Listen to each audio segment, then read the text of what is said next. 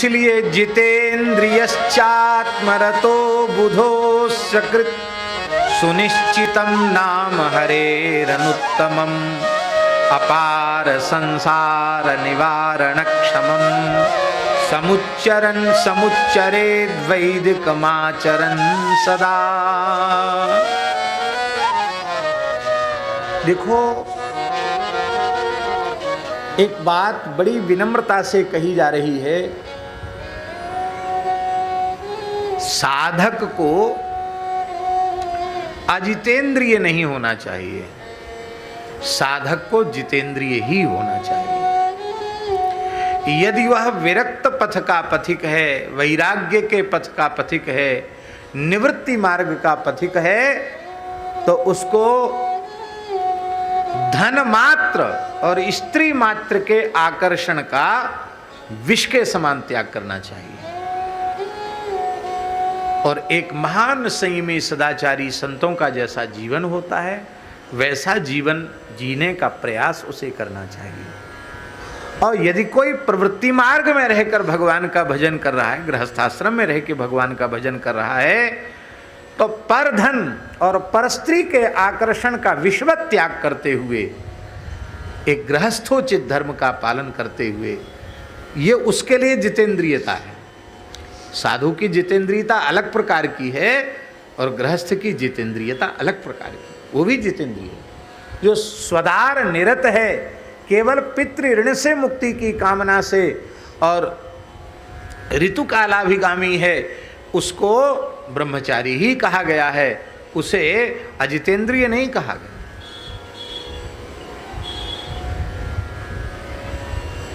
सीधी सादी बात है कि लक्ष्य तुम्हारा भोग है कि भगवान, ये विचार कर लो।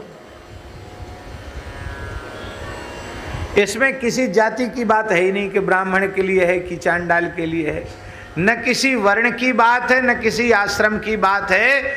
यदि तुम मनुष्य हो और ये पता चल गया है कि मनुष्य देह की प्राप्ति का एकमात्र फल है भगवत चरणारविंद की प्राप्ति, ये बात यदि तुम्हारी समझ में आ गई है, तब विचार कर लो कि तुम्हारा लक्ष्य अभी भोग बने हुए हैं कि श्री ठाकुर जी के चरण कमलों की प्राप्ति तुम्हारा लक्ष्य बन पाई है। जितेंद्रियता बहुत जरूरी है। बाबा, बहुत दिव्य रस है और घड़े में उसको रखा गया है। घड़ा भी कोई मिट्टी का सामान्य घड़ा नहीं है, मणियों से जटित स्वर्णमय घट है। आप विचार करो।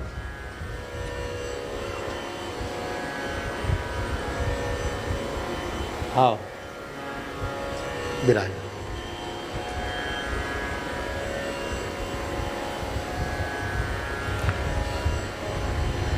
श्री वृंदावन विहारी लाल की जय। मने बाबा, सोने को घड़ा है, कलश है और अमूल्य मणियां जड़ी हुई है, पर उस घट में छिद्र है, छेद है। तो उत्तम से उत्तम रस, उत्तम से उत्तम पदार्थ उसमें टिकेगा? उसका क्षरण हो जाएगा। आप चाहे जितनी साधन संपत्ति से युक्त हो जाओ, सोने के घड़ा ही क्यों ना बन जाओ, हीरे जवाहरात जड़े हुए हैं तुम्हारे जीवन में, लेकिन यदि जितेंद्रियता नहीं है तो घड़े में छेद है, फिर वो न ज्ञान का, वैराग्य का, भक्ति का रस भीतर टिकेगा नहीं, ठहरेगा नहीं। जितेंद्रियता जरूरी है।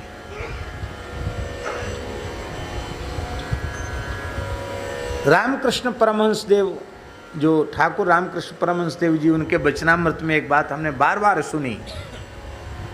वो कहते हैं कि विरक्त साधक को तो संसार से सर्वथा असंग होकर, अंतर्मुख होकर साधन करना चाहिए, किंतु गृहस्थ व्यक्ति को भी थोड़ा थोड़ा समय ऐसा निकालना चाहिए कि प्रवृत्ति से छूटकर अकेला भाग जाए, जंगल में एकांत में कहीं चला जाए और वहां 8 दिन 10 दिन एकदम मौन होकर एकांत में भजन करे। इस बात पर ठाकुर रामकृष्ण परमहंस देव ने बहुत जोर दिया है।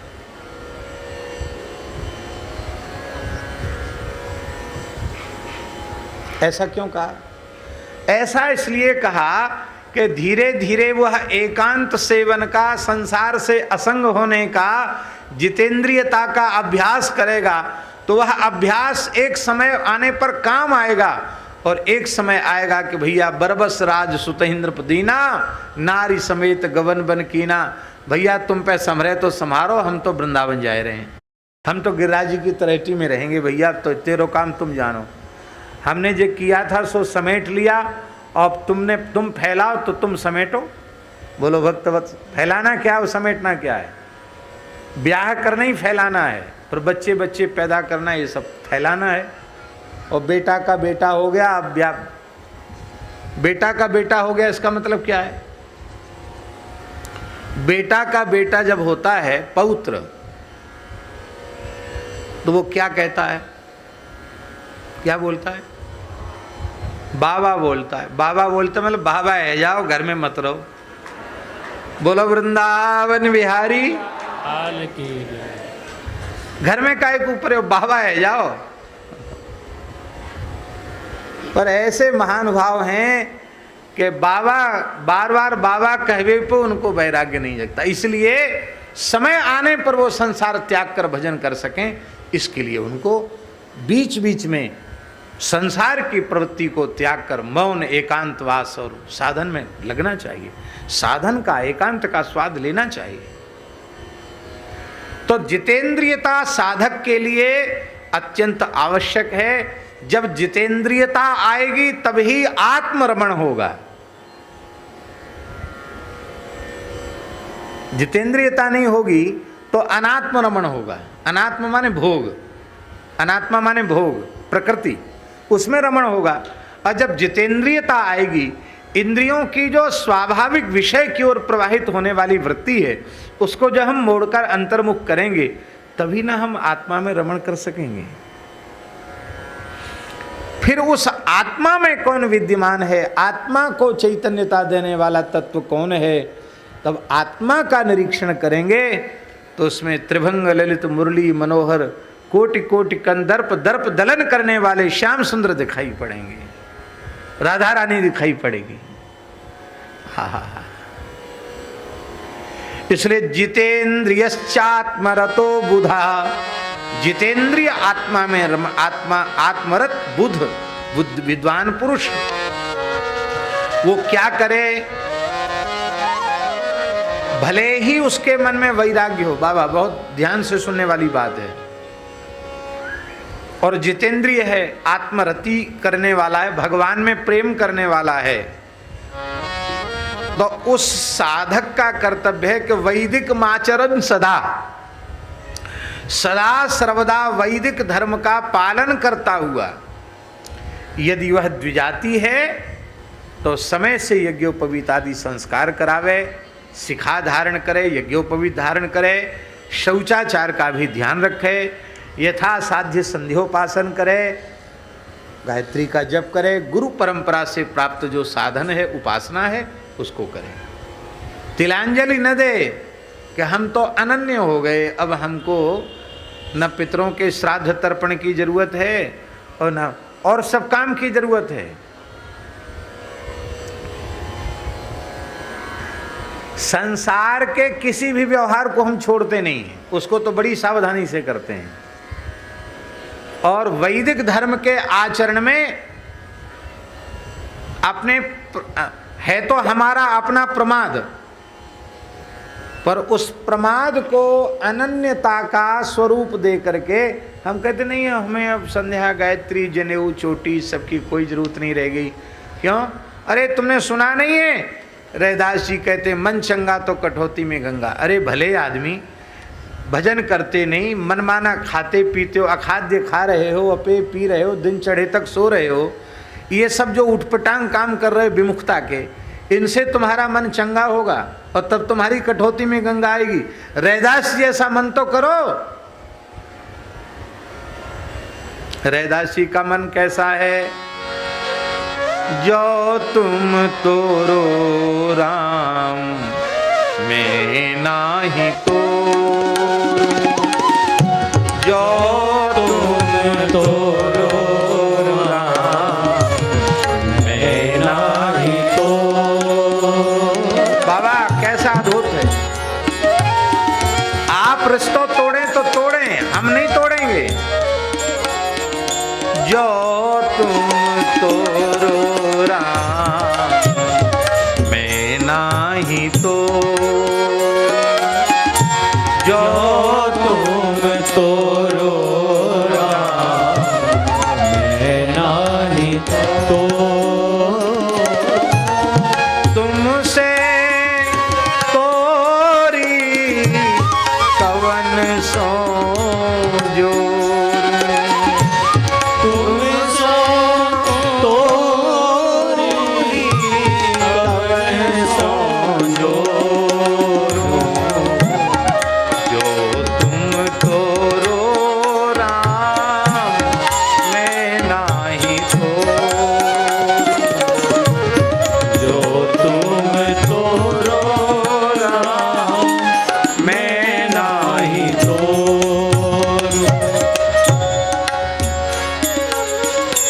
हमारे पीछे क्यों पड़े हो, तीर्थ कर लेना, व्रत कर लेना, ये भी तो साधन है जीव के कल्याण के। हमारे पीछे क्यों पड़े हो।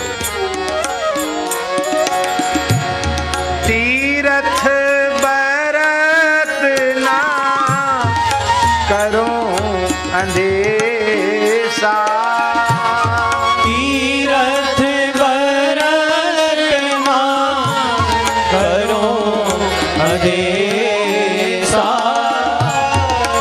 तुम्हारे चरण कमल को भरोसा, तुम्हारे चरण कमल को भरोसा। व्यास जी महाराज कह रहे हैं, काहू केवल भजन को काहू के आचार, व्यास भरोसे कुंवरी के सोवत पांव पसार। इसलिए तुम्हारे चरण कमल को भरोसा, तुम्हारे चरण कमल को भरोसा। जहाँ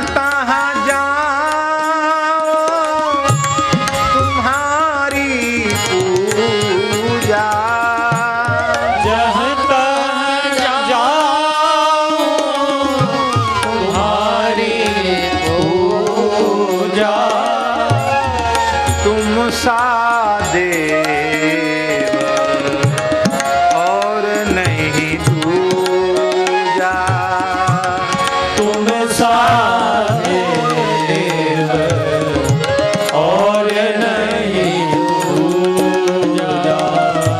ऐसा हृदय बने तो मन चंगा होगा। मैं अपनो मन हरि सो जो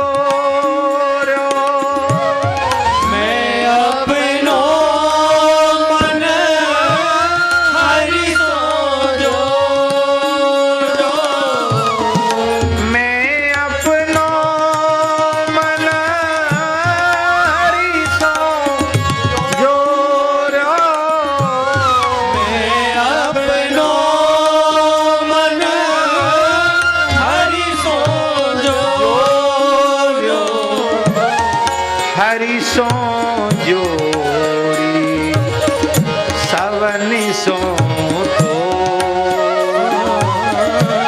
हरि सो जोरी सवनि सो तो, जो तुम तोरो राम मैं नाही तो, जो तुम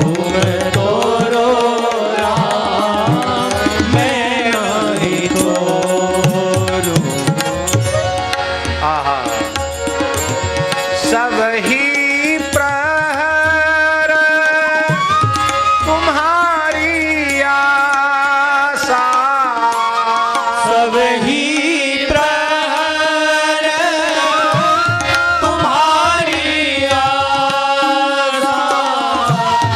मन क्रम बचन कहत रे दासा।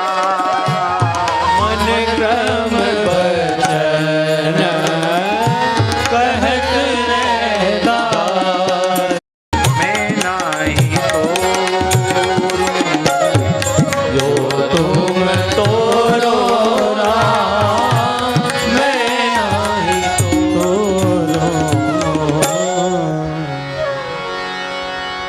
हमें जब तक अपने शरीर का होश हवास है, नाते रिश्तेदारी भी निभा रहे हैं, संसार का व्यवहार भी निभा रहे हैं, और वैदिक धर्म के आचरण के लिए हम झूठा स्वांग रच रहे हैं अनन्यता का, अनन्य भक्ति का, ये ठीक नहीं है। वैदिक आचरण सदा जितेंद्रियता को स्वीकार करता हुआ, वैदिक धर्म का आचरण करता हुआ साधक, उसका धर्म क्या है? बोले वह अपने मन में पक्का निश्चय कर ले कि अब तक किसी भी जीव का, साधक का यदि परम कल्याण हुआ है तो वह केवल हरिनाम संकीर्तन से हुआ है। आज भी हो रहा है तो भगवान नाम के बल पर हो रहा है, आगे भी किसी जीव का कल्याण होगा तो भगवान नाम के द्वारा ही होगा। इस बात को भीतर से पक्का कर ले। वैदिक धर्म का आचरण करता हुआ, जितेंद्रियता को धारण करता हुआ वह बुद्धिमान विद्वान पुरुष हरे अनुत्तमम नाम, भगवान के अनुत्तम नाम। अनुत्तम माने, अनुत्तम माने क्या होता है? अनुत्तम का अर्थ होता है जिससे उत्तम और कोई हो ही ना। सबसे उत्तम कौन है? भगवान है। उत्तम पुरुषस्त्वन्य परमात्मेत्युदाहृता, भगवान सबसे उत्तम है। सबसे बड़े भगवान, सबसे उत्तम भगवान। अब प्रश्न उठा कि भगवान से उत्तम क्या है? भगवान से उत्तम क्या है? ब्रह्म राम ते नाम बड़ा वरदायक वरदान, रामचरित सतकोटि महलिय महेश जिय जान। भगवान से भी श्रेष्ठ भगवान का नाम।